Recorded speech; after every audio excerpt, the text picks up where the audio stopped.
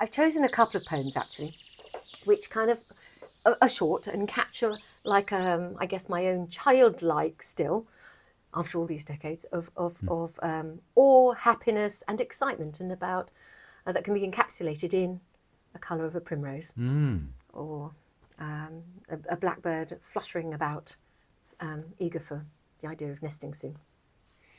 So here is Celia Warren, who writes children's poems. And I like how she's written this because it is so kind of quite light and hoppy, like a blackbird hopping on the lawn. I don't actually know what this poem's called, so I shall just say it's by Celia Warren. I slept like a twig in a willow and woke to a tickle of snow. The blue sky was gold at the edges where the wind had forgotten to blow. The pansies had ice on their petals, but the sparrows had sun in their wings. They hopped on the green and white garden as if they were fitted with springs. The sky was still making its mind up what language it wanted to speak. It was slow translating winter in words uncertain and weak. But nevertheless, I felt bouncy, like a school child who leaps out of bed, remembering it's Saturday morning, for springtime had entered my head. Today was a day to pick daisies, to skip and to skate and to sing. Today was a day to toss pancakes, to spread with the flavour of spring.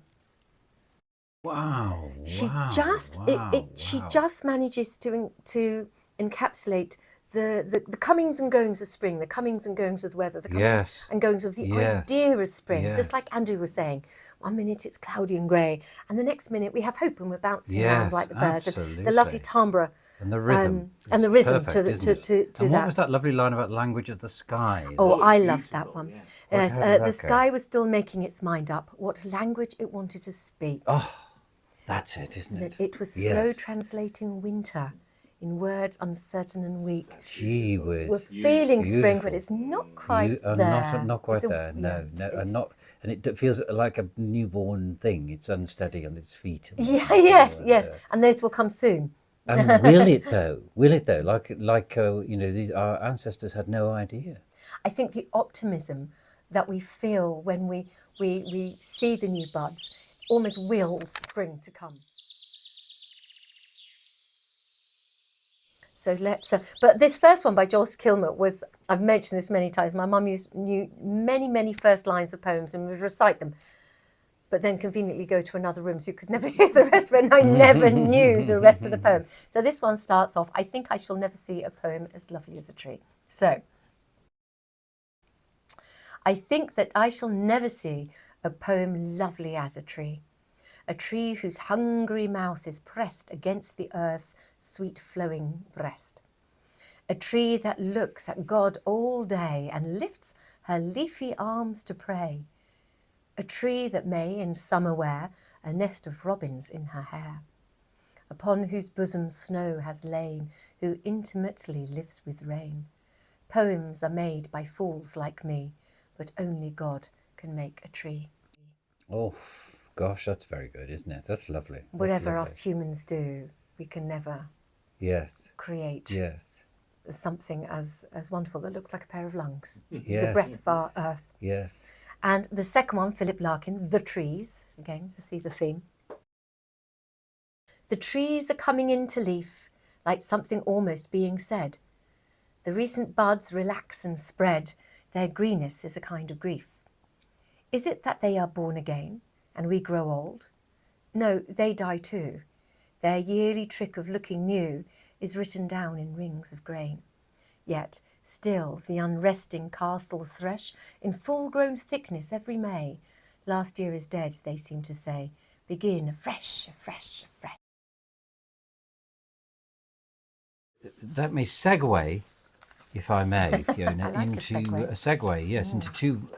I've got one, D.H. Lawrence, and then I'm going to finish with one of my own, a small one of my own, if I may. The Enkindled Spring by D.H. Lawrence. This spring, as it comes, bursts up in bonfires green, wild puffing of emerald trees, and flame-filled bushes, thorn blossom lifting in wreaths of smoke between, where the wood plumes up and the watery flickering rushes.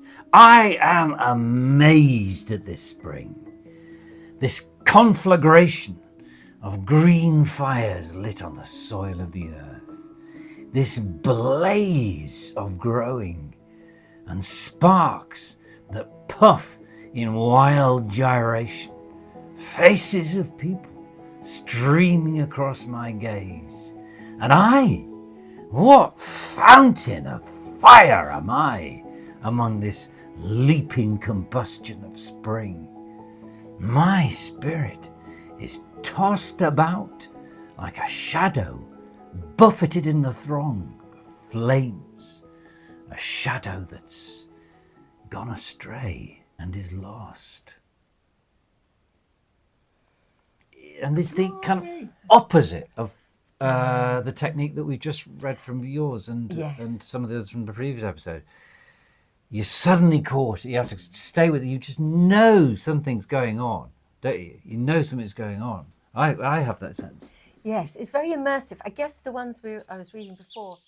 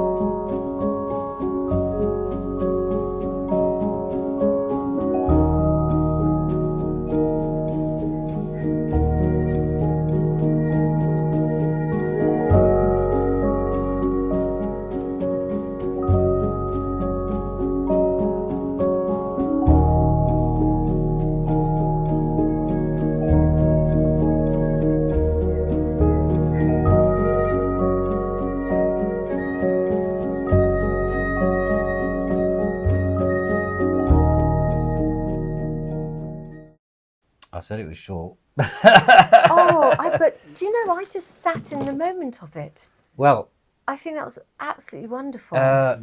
Because it was just you and the light as a person almost. And it links to the rage against the dying of the light. yes, Yes, exactly. yes. It's That's like, where it why comes should from. I? Because actually, there is no ending. So why am I raging against it? I'm That's just going to be with it. The ideal, isn't Yeah. it? That's the ideal. But as human beings, it's like you say, tidal, almost seasonal human beings, aren't we? Yes. Shakespeare talked about this, 7 Ages of Man.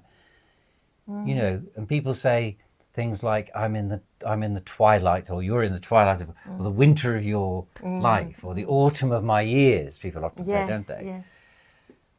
But do you think that possibly as we finish, that we're all seasons all at once as human beings? Or do we, you know? I think if we allow ourselves to, if we see ourselves as linear from birth to death, then that's the trajectory we're on. But if we can be flowing and actually be transitory, like you say, and just, as you say, like look at the light and let it pass and let it come again and feel those feelings. If we can actually flow with being everything, then I think maybe we can have that freedom to be whatever we want to be. Well, that's a lovely note to end on. Thank you, Fiona, for that bon mot. And thank you very much, dear viewer, listener, for tuning in. And so next time from me, Danny Masevich, Graham Tara, and from Fiona. Yes, and from Andrew. And from Andrew. Exactly. Goodbye. Thank you. Bye.